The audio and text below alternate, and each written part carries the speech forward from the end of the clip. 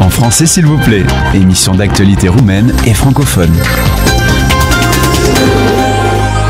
Bonsoir et bienvenue à tous. Pardon pour ce petit retard, mais je sais, comme vous, nous étions coincés dans les bouchons. On arrive dans le studio avec mon invité, un homme de goût dans tous les sens du terme, pour nous parler de la fête de la gastronomie. Il s'agit de Christian Préautou, patron du manoir, de la Comtesse du Barry et du bistrot français. Autre chose, j'ai loupé une casquette, Christian ? Oui, le Sushi Room, c'est un nouveau réseau de sushi que nous avons monté. Et puis la chocolaterie Cluzel, aussi, qui s'ouvre à Bucarest dans 2 semaines. Non mais j'ai tout loupé, expliquez-nous ça. Alors oui, on travaille sur beaucoup de projets, sur des projets intéressants. Et donc le sushi, je sentis un besoin. On a des partenaires en France qui nous ont beaucoup conseillé, aidé sur la matière première, et on va faire quelque chose de très beau. Et la chocolaterie Cluzel, c'est la première franchise de la marque qui s'ouvre à Bucarest. Michel Cluzel, si je ne m'abuse, c'est juste le consommateur qui parle et l'amateur de chocolat noir. Oui, c'est Michel Cluzel. C'est un des seuls qui... Il n'y a pas de pub, je le précise tout de suite, là, pour ceux qui nous écoutent encore une fois, dans les bouchons ou ailleurs. Allez-y, je vous en prie. Non, pas de pub. Mais c'est vrai que c'est un des seuls chocolatiers qui arrive qui récolte les fèves de cacao et qui les amène jusqu'en boutique à la transformation du chocolat. Voilà. Bon, j'ai rien dit, on va revenir tout de suite à la fête de la gastronomie, cette manifestation qui est devenue traditionnelle, qui se déroule au niveau mondial, il faut le préciser. Et donc, quel est son intérêt pour un acteur du secteur comme vous, au-delà du chocolat, des sushis et tout le reste, ou avec ? C'est à vous de voir. Et l'intérêt pour les acteurs du monde de la gastronomie est très intéressant parce que c'est une fête qui montre au consommateur en fait toutes les variantes qu'il a dans une ville, toutes les possibilités qu'il y a, les événements, les goûts. C'est comme toutes ces émissions de télévision. Il n'y a pas encore d'émissions radio que je sache sur la gastronomie en Roumanie. Mais c'est très visuel, vous savez. C'est pas à vous que je vais apprendre ça. Mais toutes ces émissions de gastronomie, top quelque chose, master quelque chose oui. aident énormément le domaine. Il y a beaucoup de gens qui se préoccupent de ça. Donc il y a des jeunes qui veulent devenir chefs, il y a des jeunes femmes qui veulent essayer de faire des bonnes choses à la maison, pas seulement des plats à cuisiner, à réchauffer. Donc c'est un grand intérêt pour le monde de la gastronomie. Bon, ça c'est pour le professionnel. Nous allons voir maintenant quel est le ressenti du public et le témoignage des autres participants professionnels via un reportage signé Pauline Stefanini. Jeudi, c'est l'ambassade de France qui lance le top départ de la fête de la gastronomie. Le chef de l'ambassade, Andrei Tamas, a mis les petits plats dans les grands pour un invité spécial, le chef Simone Zanoni. L'Italien exerce depuis 2007 au Gordon Ramsay, au Trianon de Versailles. Pendant 2 jours, il joue les ambassadeurs. On est quand même la référence pour la cuisine gastronomique. C'est-à-dire qu'on a beaucoup d'autres cuisines que ce qu'on a dans le monde, mais dès qu'on parle de cuisine française, on parle de cuisine haute gamme. C'est ça l'image que la France représente dans le monde. Et en tant que chef étoilé, je trouve que nous aussi, on est un peu les ambassadeurs, surtout pour moi, produits français à l'étranger. Je trouve que, surtout ici, on a encore un travail extraordinaire à faire au niveau des restaurants, au niveau des restaurations, même au niveau culturel. Il y a vraiment pas mal de travail, comme on a fait dans beaucoup d'autres pays. Mais je trouve qu'il y a une forte potentiel, parce que les gens, de plus en plus, comme je disais tout à l'heure, ils s'intéressent à la gastronomie, ils veulent manger mieux, ils veulent manger sain. On commence à avoir des autres pouvoirs d'achat qui commencent à être plus confortables, c'est-à-dire qu'on a un peu plus d'argent pour se permettre d'aller dans les restaurants, et ça fait que c'est toute une machine qui se met en route. La France profite donc du mouvement. Pendant une semaine, ses produits sont à l'honneur aux 4 coins de Bucarest. Samedi, dans les locaux de l'Institut français, les confitures d'Yveline côtoient les vins de Smart Drinks et les mignardises du grenier à pain. Après 4 mois d'Erasmus à Lyon, Rodica, 25 ans, aime retrouver les saveurs françaises. En Erasmus, j'ai eu l'occasion de déguster dans les petits bouchons et les bistrots. Il y a eu aussi des soirées internationales et on a fait un petit échange de notions de gastronomie de chaque pays. Je suis venue ici parce que le nom, il m'a fait rêver. Je me suis imaginé beaucoup de plats, de riches plats et beaucoup de goûts que je pourrais essayer parce que c'est un peu c'est chic et c'est parfois un peu exotique de varier et donc être un peu courageux et tester de différents types de cuisine. Le chic est aussi au rendez-vous à la Comtesse du Barry. Dimanche, la boutique spécialisée dans la vente de vins et de produits français organisait une dégustation en présence du sommelier John Evrard. Pour le Lyonnais, nommé meilleur ouvrier de France en 2007, la Roumanie est un terrain propice au développement des vins français. La vigne est là depuis très longtemps, elle fait partie de l'histoire, alors histoire un peu chaotique aussi, qui n'a pas favorisé peut-être la connaissance pour apprécier les vins, des vins de qualité, parce qu'il y a eu une période très compliquée. Mais je crois qu'on est justement sur un bon chemin où on est en train de découvrir la qualité des grands vins, on s'initie au goût du vin. Il y a encore pas mal de choses à faire, j'ai l'impression, mais je pense qu'il y a tout le potentiel, je pense qu'il y a des gens ouverts, il y a un terroir viticole, il n'y a pas de raison qu'ici en Roumanie, les gens n'apprennent pas à déguster du vin et apprécient les vins de qualité. Et je pense que la France fait partie des acteurs qui doivent occuper le terrain parce qu'on produit des vins de qualité, tout simplement. Devant une assiette de charcuterie, Claudio savoure sa coupe de champagne. Chez lui, la francophilie est une histoire de famille. Le jeune homme a même étudié 4 ans en France. La gastronomie française n'a plus vraiment de secret pour lui. Dans ma famille, on fait beaucoup de plats français parce qu'ils sont très, très francophiles. Bon, je pense qu'en matière de gastronomie, la France a vraiment beaucoup d'avance par rapport au reste du monde et a une très, très grande qualité des plats en général. Déjà, c'est beaucoup moins gras. Chose qui n'est pas nécessairement bien ou mal, mais c'est différent. Il y a aussi un emploi, je pense, de l'alcool, du vin, qui est plus grand dans la cuisine française. Après, c'est des facteurs subjectifs auxquels je pourrais pas vraiment expliquer, mais c'est, disons, peut-être la meilleure gastronomie au monde. Pour profiter des derniers jours de la fête, rendez-vous au Grenier à Pain. La boulangerie propose un menu spécial pour l'événement. Les grandes surfaces Carrefour et Auchan mettent aussi à l'honneur les produits français jusqu'au 2 octobre. La Roumanie, en français s'il vous plaît. Avec la fête de la gastronomie et Christian Préautou, ça se termine cette fête de la gastronomie officiellement, Christian, le 2 octobre, on vient de l'entendre. Qu'est-ce qui a changé par rapport à l'année dernière, puisque nous en sommes à la 2e édition, pour ce qui est de la Roumanie du moins? Il y a eu une grande évolution par rapport à l'an dernier. Il y a eu beaucoup plus d'acteurs qui sont impliqués dans cet événement. Et oui, on a vu beaucoup plus d'événements. Je crois qu'il y a eu une cinquantaine d'événements sur Bucarest. Et pas forcément franco-français, il faut le dire. Hein, donc, Non, pas forcément franco-français. Ce qui est très bien, c'est la fête de la gastronomie. Il y a eu beaucoup de francophones et francophiles qui sont impliqués là-dedans. Mais c'est vrai c'était une fête générale qui a malheureusement eu lieu qu'à Bucarest. Donc je pense que l'année prochaine, il y a les grandes villes comme Cluj, Timișoara, Constanța qui vont s'impliquer aussi dans cette fête. Mais ça tient de la mairie, ça tient des acteurs, encore une fois. Quand vous dites malheureusement, il y a eu des tentatives d'exporter ça en province ou... Oui, il y a eu des discussions pour faire notamment à Cluj où il y a aussi une grande communauté française, c'est une grande ville. Mayache aussi, par ailleurs. Ouais. Mais il n'y avait pas assez d'acteurs qui voulaient s'impliquer. Donc c'est vrai que c'est difficile de faire un événement avec deux, trois acteurs. S'impliquer, on va parler un peu chiffres, si vous le voulez bien. S'impliquer, ça veut dire mettre de l'argent. Qu'est-ce que ça coûte pour un acteur?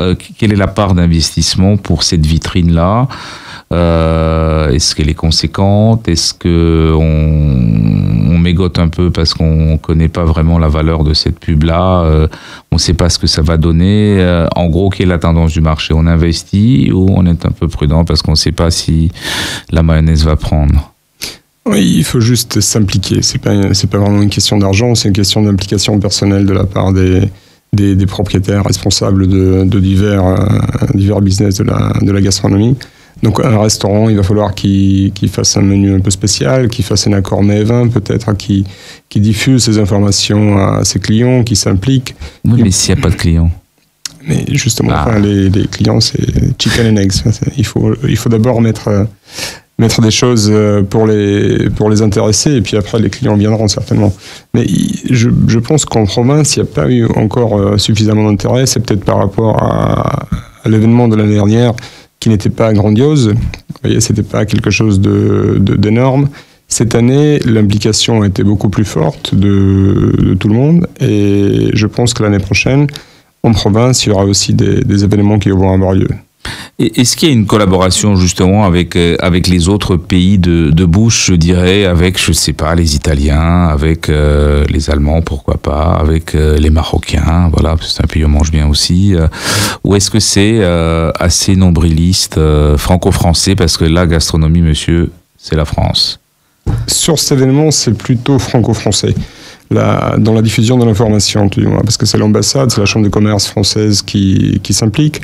Mais il y a beaucoup d'autres événements, bien sûr beaucoup moins de notoriété, où il y a un mélange des cuisines. Et je pense notamment à un marché de Noël où il y a les ambassadrices qui présentent des divers plats de leur pays. Et c'est vrai que ça fait un événement communautaire assez sympathique. Et les Roumains, proprement dit, Roumano-Roumains, est-ce que à la fois acteurs et consommateurs, est-ce qu'ils sont présents, est-ce qu'ils sont intéressés, est-ce qu'ils sont plus en vue, plus présents que l'année dernière? Oui, il y a eu beaucoup plus de participation de la part de la communauté, de la part des Roumains en général sur cette année, sur la semaine de la gastronomie. Mais il y a d'autres événements où les Roumains participent. Notamment, il y a un festival du Gatitenaer Liber, de cuisiner dehors. Ouais. Ça se passe surtout à Cluj. Un gratin, tu vas? Un gratin, un petit gratin.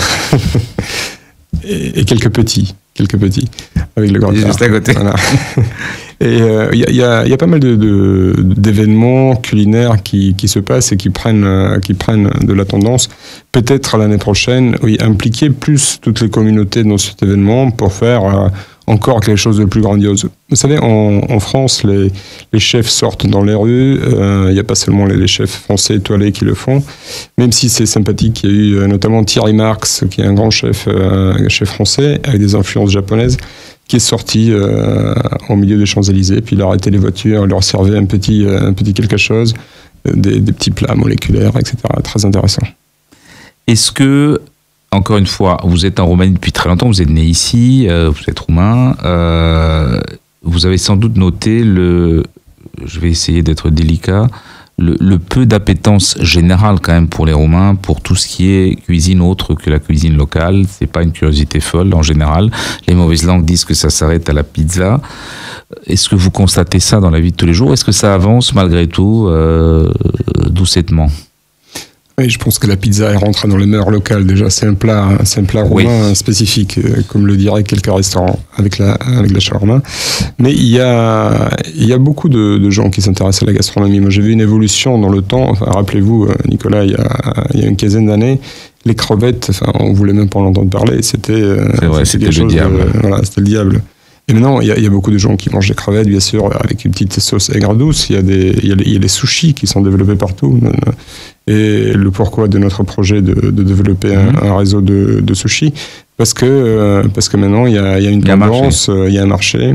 Et puis bien manger, c'est devenu chic, c'est devenu tendance, c'est devenu mode. Donc il y a encore quelques personnes qui mangent des huîtres, mais on attend encore quelques années pour le développement. Financièrement, c'est accessible malgré la crise? Oui, c'est accessible. Pour l'habitant de base, le citadin moyen. Je ne parle pas des campagnes encore, naturellement. Oui, alors il faut voir encore le budget qu'a chaque famille à mettre dans la gastronomie. En Roumanie, malgré le fait qu'on utilise un grand pourcentage du revenu familial pour tout ce qui est nourriture, le budget n'est pas encore très élevé, mais il y a une couche de la communauté qui a bien évolué, et je ne parle pas seulement des millionnaires, mais il y a beaucoup de gens qui gagnent suffisamment d'argent maintenant pour se permettre 1, 2, 3 fois par semaine d'aller au restaurant.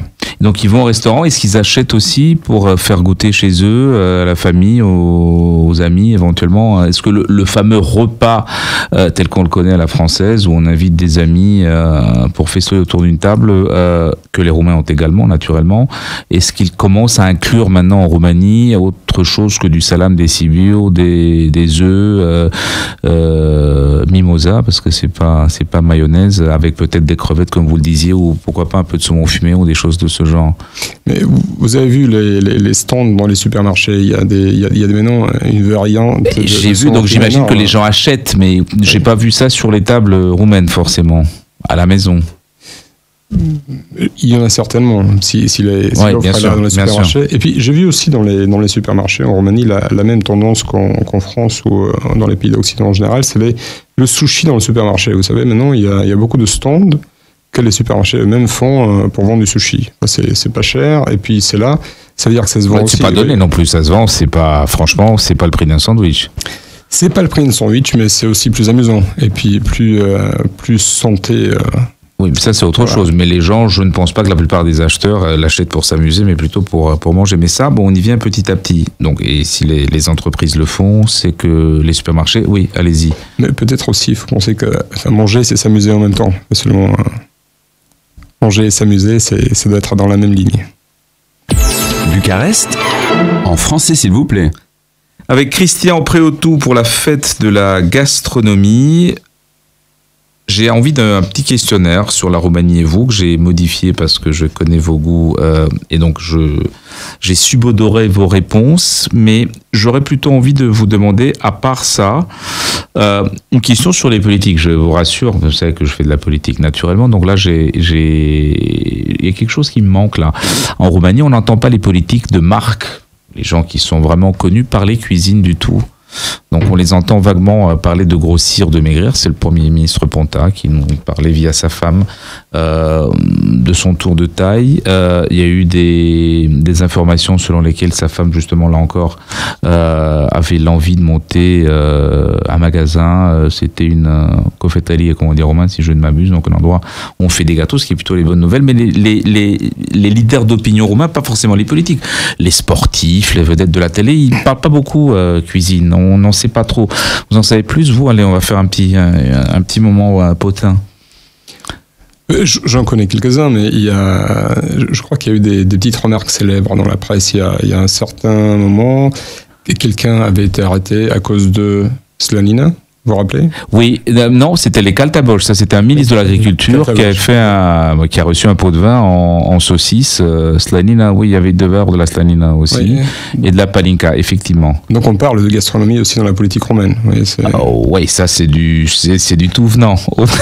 Et puis c'est pas du light. C'est pas du light, ça c'est sûr, c'est pas du light. Mais il y a, est-ce que vous dirigez des boutiques connues et puis un restaurant qui est également connu. Vous voyez des politiques sans donner de nom, bien sûr, mais est-ce qu'il y a une curiosité réellement des gens visibles socialement? Est-ce que vous les voyez se balader là plusieurs fois, pas juste venir pour voir et puis ne jamais revenir par la suite? Je pense que les politiques, comme les hommes d'affaires ou bien les... Non, mais je parle des people, allez, parce que là, les politiques, c'est... Les people en général, qui voyagent beaucoup. Après, lorsqu'on voyage, on fait un petit tour en France, un petit tour en Espagne, etc. On s'habitue au bon restaurant. Dès qu'on s'habitue à quelque chose de bon, c'est dur de revenir en arrière. Donc, bien sûr, nous avons beaucoup de visites de ce genre de personnes qui connaissent déjà la gastronomie, qui l'ont essayé dans beaucoup d'endroits et qui viennent valider tout simplement leur goût et leur appétence pour le bon à Bucarest. Deuxième question, là je vous amène sur un terrain plus facile pour vous. Comment expliquez-vous le succès des émissions télé, justement, Master quelque chose, chef je ne sais pas quoi, dans un pays qui, encore une fois, n'est pas très connu pour un appétit féroce pour les découvertes culinaires. Et pourtant, ces émissions-là qui marchent dans le monde entier, sont des concepts internationaux, marchent aussi en Roumanie. Pourquoi ? C'est d'abord un reality show, donc on voit des gens qui peuvent être nos voisins, nos collègues de travail, qui sont à la télé, qui font des choses plus ou moins exceptionnelles qu'on pourra faire nous-mêmes. Non, cette chose, c'est la cuisine. Tout le monde peut faire la cuisine. Il y a un célèbre cuisinier qui disait ça, je suis pas sûr du tout, mais bon. Après, elle peut être mauvaise ou bonne, mais tout le monde peut essayer. Oui, c'est comme la peinture. on peut devenir dictateur ou etc. Mais oui, tout le monde peut s'instrumenter à ça. Ça c'est sûr. Bon. Essayer. Et puis après, justement, c'est dans cet essai qu'on veut exceller, qu'on veut changer, qu'on veut modifier, qu'on veut faire des meilleures choses. Et puis, bon, c'est vrai qu'il y a des gens après qui se prennent pour des grands cuisiniers, mais c'est assez drôle. Quand vous dites le goût, la fête de la gastronomie, le goût, etc., est-ce qu'on ne peut pas élargir? Quels sont les goûts qui sont à développer encore? Parce que c'est très intéressant. Il y avait un sommelier qui parlait tout à l'heure il essayait de trouver des mots. Il était très politique d'ailleurs, parce qu'on a parlé de politique, très diplomatique, pour nous dire qu'en fait c'était un pays en voie de développement où il restait beaucoup à faire ici. En matière de goût, tout simplement, on lui parlait de vigne, mais il élargissait en même temps. C'est sûr, mais on a déjà des goûts ici spécifiques. Donc en Roumanie, il y a un goût pour certaines choses qu'en France, ce goût n'existe peut-être pas. Par exemple? Je sais pas, c'est le goût peut-être des saucisses de montagne d'à côté de Alba Iulia. Vous voyez, mais une saucisse de morteau du côté du Jura, je vous assure que ça existe. Hein. Certainement. Après, il faut la faire cuire. C'est là peut-être un peu plus sèche. Un peu de concoyote aussi pour les connaisseurs génétiques. Et puis les muratur, vous savez, les pickles. Ça, c'est un goût que peut-être la France n'a pas. Oui, c'est certain. Il y a des goûts locaux. Saramura de Peste, c'est la soupe de poisson qu'on fait dans le delta du Danube qui ressemble un peu à la bouillabaisse, mais qui n'est pas exactement la même chose. Il y a quelques typicités locales, salata de vinete, zakuska, etc., qui sont très intéressantes, et c'est un goût roumain. Mais après, est-ce que vous verrez ça? Je vous coupe tout de suite, parce que j'aime bien couper les gens. Est-ce que... Coupez-moi, Nicolas. Non, mais justement, là, je parle à un spécialiste. Est-ce que vous qui êtes un homme du métier, vous pourriez importer des spécialités roumaines culinaires en France avec une certaine chance de succès? Mais certainement, j'en suis absolument certain. Quoi? Allez, la zakuska. Mais zakuska, justement, et j'ai goûté... C'est une espèce de tchouk-tchouka, comment traduire ça en français, la ratatouille. Ratatouille, ouais. Tartinable. Froide, tartinable, voilà. Piquante. Et j'en ai goûté une avec des poissons, qui étaient délicieuses. J'en ai goûté avec des cèpes et des truffes. Oui, déjà, on rentre dans des domaines du luxe, de la gastronomie. Donc, on peut transformer et puis adapter le goût roumain justement à ces choses-là. En utilisant, il y a quelque chose qui me déçoit sur la restauration en Roumanie, c'est que... Une seule? Une essentielle, c'est que je n'arrive pas vraiment à trouver un bon restaurant roumain. Vous savez, je vais souvent chez les gens... Qui le dites-vous? Qui le dites-vous? Dans les familles, on mange très très bien. Et puis au restaurant, on mange pas très bien. Ou alors pas 2 fois la même chose. Ça aussi, c'est un gros problème. C'est compliqué, oui. C'est vrai que c'est compliqué, mais je pense que j'ai une réponse à ça. C'est qu'en famille, on utilise des produits frais. C'est comme c'est le concept de la nouvelle cuisine française. C'est utiliser que des produits frais. Excusez-moi, je vous dirais que c'est la base des choses. La moindre des choses, la base du produit, c'est un produit frais, élémentaire. Je vais au resto, je m'attends pas à trouver un truc de chez Métro acheté il y a 15 jours. Je crois que c'est... Pardon pour la pub involontaire une deuxième fois dans cette émission. Tous ces produits ne sont pas frais. Je crois qu'il y a beaucoup de choses qui sont préparées, congelées par la suite, pas congelées comme il faut. Ouais, donc le goût n'est pas là. On perd le goût sur la route. Même si à la base, il y a eu peut-être des bonnes tentations, des bonnes tentatives, il n'y a pas une suite. Et je pense qu'une cuisine roumaine faite avec des produits frais aurait beaucoup de succès, même en France. Mais il y a des restaurants roumains, mais qui sont très spécifiques. On ne va pas rentrer dans le détail, là, à Paris, qui sont très roumano-roumains et qui marchent... Mais pour les Roumains, il y a... J'avais connu un chef cambodgien là-bas, à un moment donné. On croyait que c'était un minoritaire, mais non, c'était un Cambodgien. Vous voyez, tout est possible. Mais c'est délicieux, il fait des très bonnes choses. C'est mardi soir. En français, s'il vous plaît. Et c'est avec Christian Préautou ce soir, la fête du goût et le questionnaire, le petit questionnaire sur la Roumanie que j'ai adapté, j'ai perverti pour vous, je dirais Christian, étant donné votre spécialité. Donc j'ai 3 petites questions, une question subsidiaire qui porte toutes sur le goût ce soir. Quel est le meilleur goût roumain? Vous avez entamé cette petite conversation, mais là j'aimerais bien qu'on élargisse le goût en général. Et là je vous laisse rêvasser et nous donner envie. Le goût de la fête. C'est le meilleur gourmand, c'est le goût des bonnes choses. Vous savez, on parlait quels sont les 5 attributs du vin roumain idéal. Et on en parlait, alors il faut qu'il soit blanc, il faut qu'il soit froid, il faut qu'il soit sec, il faut qu'il y en ait beaucoup, il faut qu'il soit gratuit. Et spritz. Et spritz. Bon, ça c'est le spritz, c'est un peu de... Voilà, c'est un peu d'eau acidulée. Et bon, mais au-delà de ça... Et le goût de la fête, je pense que les Roumains sont très adaptables au bon. Peut-être comme d'autres nations aussi, mais dès qu'on commence à goûter des bonnes choses, on les suit et on ne revient pas en arrière. Vous êtes un philosophe ce soir, Christian Préautou. Deuxième question, restez dans cette veine s'il vous plaît. Quel est le pire goût roumain? Pire goût roumain, est-ce qu'il y a un pire goût roumain? Est-ce qu'on peut le dire? On peut tout dire, tout dépend de la façon dont vous le dites. Ça doit être le mauvais goût roumain alors. Justement, tout simplement le mauvais goût roumain sur les choses qui ne devraient pas être congelées, qui sont congelées, recongelées, refaites. Vous voyez, c'est les petites choses avec lesquelles on s'est habitué et il faudrait qu'on les arrête. Et on ne peut pas sortir un peu de tout ce qui est nourriture, là, pour le goût? Je croyais que c'était sur la nourriture. Non, je vous l'ai bien dit au départ, on peut élargir. Prenez votre envol. Le goût, en général, ce qui est palpable, ce qui touche les papilles, les sens, ainsi de suite. Je pense que oui, les Roumains sont un peuple extraordinaire qui peuvent être très polis, qui peuvent être charmants, qui peuvent être brillants sur beaucoup d'aspects. Mais vous voyez, dans la vie de tous les jours, on voit un manque de politesse, on voit un manque de goût urbanistique, par exemple. On voit qu'il y a aussi un défaut de réglementation. Donc les gens, peut-être quand on les laisse faire quoi que ce soit, ils font quoi que ce soit. Et voilà, mais tout ça s'atténue d'année en année. Il y a une évolution, vous voulez dire, visible, palpable Oui, je pense qu'il y a une grande évolution. Si quelqu'un qui a visité Bucarest il y a 5 ans et qui vient aujourd'hui, il voit vraiment une grande évolution. Même sur la scène politique, vous avez vu, il y a des changements. Absolument. Trop lent au goût de certains, mais il y a des changements. Quel est le goût qui manque en Roumanie? Toujours avec cette version large. Le goût qui manque, c'est peut-être la curiosité. Je pense que on s'adapte très facilement en Roumanie, c'est-à-dire quand il y a eu les doubles vitrages, je ne sais pas si vous vous rappelez, les thermopanes, oui, les fameux thermopanes. Absolument, mais ça perdure, hein. On voit que ça encore. Il y avait quelqu'un qui a ouvert ça, puis il y avait 150 000 boutiques le lendemain, pareil avec Jaluzel et Verticale.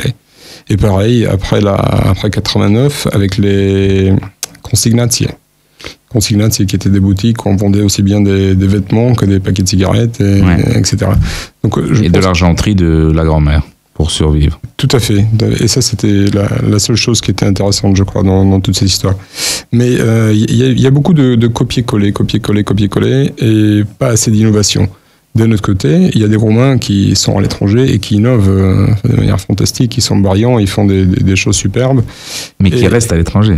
Mais qui restent, ils reviennent un peu, ils reviennent. J'espère qu'ils vont revenir plus que ça. Christian, j'en rajoute une dernière là, de questions d'une perversité extrême, vous me connaissez un peu. On n'a jamais fait d'émission roumain là-dessus, donc je vous pose la question, quel est le plat, je reviens au plat, que vous choisirez pour être le tout dernier de votre vie, la der de der, comme on dit. Ce serait quoi? C'est compliqué. Mais je prendrais une très bonne entrecôte de bœuf. Et ça va être une entrecôte de bœuf normand ou limousin. Vous voyez, j'irai pas dans les japonais. Je resterai en France. Donc une bonne entrecôte, par exemple de limousine, cuite bleue. Donc juste un petit peu de chaque côté, comme ça, avec un mélange de beurre de chez Bordier, et un petit peu d'huile pour justement faire bien dorer tout ça. Et avec une bonne bouteille de vin. Laquelle? Pour cette entrecôte, même si j'adore toutes les régions françaises, je prendrais un Bourgogne. Je prendrais un Bourgogne de chez la Romanée Conti. Voilà, si c'est vraiment la Conti à côté, là, juste la viande et le vin. Non, il me manque un petit truc à côté, je sais pas. Une purée, des légumes pour faire mode, des champignons. Non, moi je prendrais juste, si c'est possible, de payer l'addition après. Ah mais ça, on en revient toujours aux choses triviales. Je vous remercie. C'était Christian Préautou, la semaine du goût. Merci à tous de nous avoir suivis. Rendez-vous mardi prochain, 19h15, en français s'il vous plaît, ici et seulement ici, à RFI. Très bonne soirée à tous. En français s'il vous plaît, émission d'actualité roumaine et francophone.